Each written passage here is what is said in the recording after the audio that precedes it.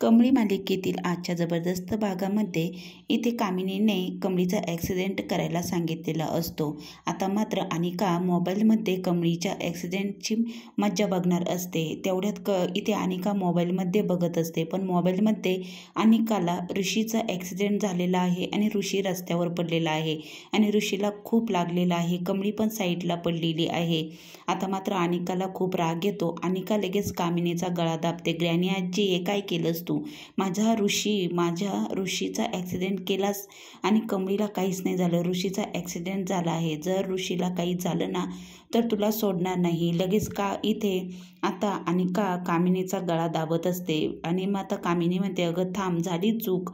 आता सगळेजण तिला सोडवतात। आता कामिनी म्हणते, बघ आता मात्र तुला जर तुझ्या ऋषीच्या ह्याच्यातून कमळीला बाजूला करायचं असेल तर एकच पर्याय आहे आणि बघ, त्या कमळीला सोडवायला जात असेल ऋषी हॉस्टेलला, तेव्हाच ॲक्सिडेंट झाला आहे त्यांचा। आता मात्र इथे कामिनी म्हणते की तू नयनताराला फोन कर आणि तिला सांग की ऋषीचा ॲक्सिडेंट झालेला आहे। आता मात्र अनिका म्हणते, बरं झालं ग्रॅनी आजी तुम्हाला सांगितलं। आता लगेच अनिका नयनताराला फोन करते आणि सांगते की आंटी, ऋषीचा ॲक्सिडेंट झालेला आहे आणि तो रस्त्यावर पडलेला आहे, तर आता मात्र तुम्ही पोहोचा हॉस्पिटलला, आपण जाऊया। आता कमळी मात्र ऋषीला हॉस्पिटलमध्ये घेऊन आलेली असते। नयनतारा आणि अनिका दोघीही हॉस्पिटलमध्ये पोचतात। आता ऋषी ॲडमिट झालेला असतो। ऋषीवर तिथे मलमपट्टी करत असतात। कमळी बाहेर उभी असते। आता नयनतारा तेथे जाते, तेव्हा आता नयनतारा म्हणते, हे काय झालं ऋषी?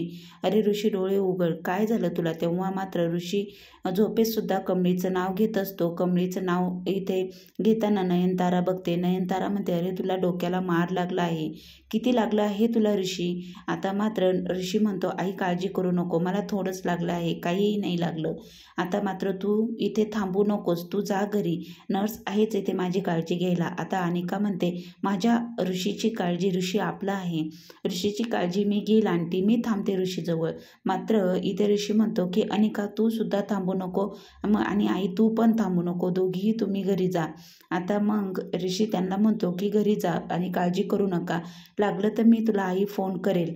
आता मात्र नयनतारा आणि अनिका दोघीही घरी जातात आणि मग त्या गेल्याच्या नंतर कमळी आतमध्ये येते। तेव्हा कमळी म्हणते, ऋषी सर, हे सगळं माझ्यामुळे झालं आहे।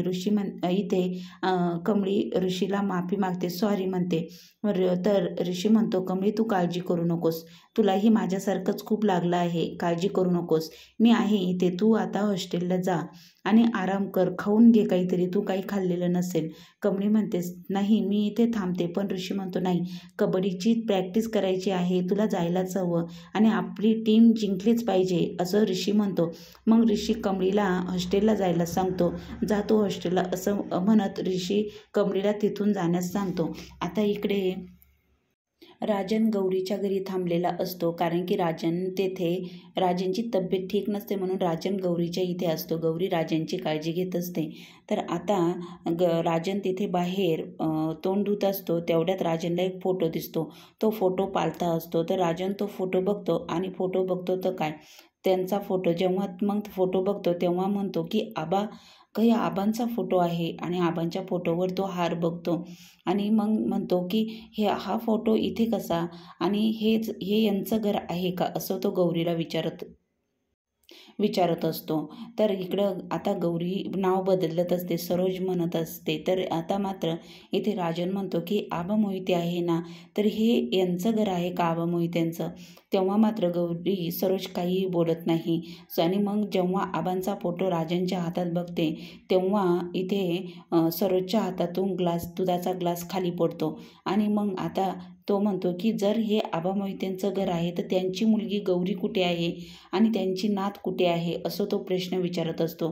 तर इथे आता सरोज म्हणते की मला माहीत नाही, त्या खूप दिवसापूर्वीच इथून गेलेले आहे। पण आता राजनच्या मनामध्ये अनेक प्रश्न आता येऊ लागलेले आहे, कारण की तो सारखं म्हणत असतो की आता यांचा फोटो हे आबा मोहिते आहे आणि यांचा फोटो तुम्ही असा इकडे टाकून दिला आहे पालथा, यांचा फोटो तुम्ही भिंतीवर लावा, कारण की यांची जागा तिथे आहे असं खाली पडता कामा नये, कारण की मी आबांची खूप रिस्पेक्ट करतो. आता इथे सरोजला कळत आहे की राजनला अजूनसुद्धा सगळं काही आठवत आहे. खरंच आबांची ते किती रिस्पेक्ट करत आहे असं सरोजला वाटतं, पण सरोज मात्र काहीही खरं बोलत नाही.